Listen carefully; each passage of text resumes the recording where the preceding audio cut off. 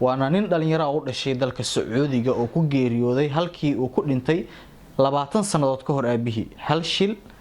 hal goob hal dhimasho cajiib ku soo dhawaada mowduuca faahfaahsan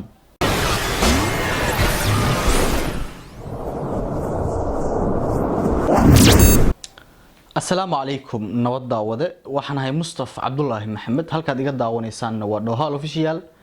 falan daawade hadii ay tahay markii kuugu horeysay booqashada janaalkan waxaanu ka codsanaynaa inaad subscribe inagu caawiso hadii jeer daawadayaal waan idin mahad celinaynaa daawashadiina qurux badan iyo sidoo kale commentiyada aad sida gaarka igu soo dirtaan sidoo kale waxaan hambalyo u dirayaa asxaabta mar walba inagu xiran ee subscribe inoo saarta adinkuna waa mahadsantihiin kuwa cusub ee nagu soo biiri doonana waxaan rajeynayaa inaad raaci doontaan wadadii ay saaxiibadiina horumareen waa mahadsantihiin hadaba mowduucina maanta waa mid aad u xiiso badan waxa uu ku saabsan yahay sheeko wakaaladaha wararka ee adduunka ka yaabisay aadna hadda loo hadalhayo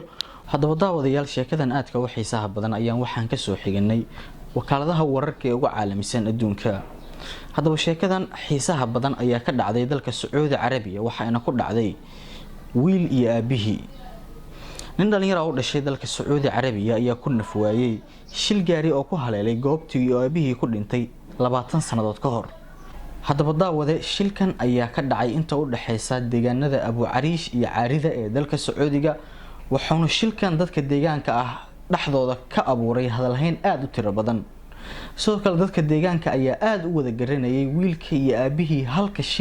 halka goob sanadada badan kadib ku wada geeriyooday sida ay warbaahintu sheegtayna halka uu ka dhacay shilkan dadkii deganaa ee deegaanka u ahaa ayaa waxa uu ku abuuray walaac iyo walwal aad u tiro badan Maxamed Qaasim Darwiish oo ahaa wiilkii ku dhintay shilka gaari ee noociisa oo kala uu ku dhintay aabihii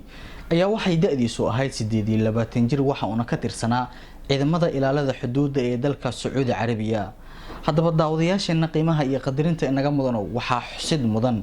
in shilkan ku dhacay wiilka iyo aabihii uu hal qaab u dhacay waxa uu dhacay xilli roob culus oo ka da'ayay deegaankii uu ku safrayeen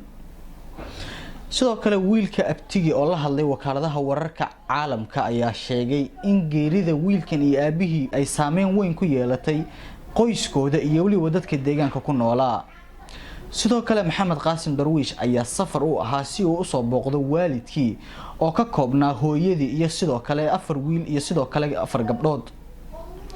hadaba daawadayaal sheekadan aadka u xiisaha badan ayay waxay toddobaadkan haysatay dhacdooyinka iyo wararka caalamka hadaba sheekadan ayaa sidoo kale saameyn weyn iyo hadalhayn ku yeelatay bulshada caalamka ee isticmaasha aalada social media hadaba daawadayaal dhacdadan maanta intaas ay noogu egtahay aniguna waa Mustafa Abdullahi Maxamed halkaad iga daawaneysaan waa Dohal official fadlan mar kale iyo mar labaad iyo mar saddexaad waxaanu ka codsanaynaa inaad subscribe inagu caawiso sababtoo ah waa bilaash wana ku mahadsan yihiin asxaabtii hore aan u soo xusay mahadsanidin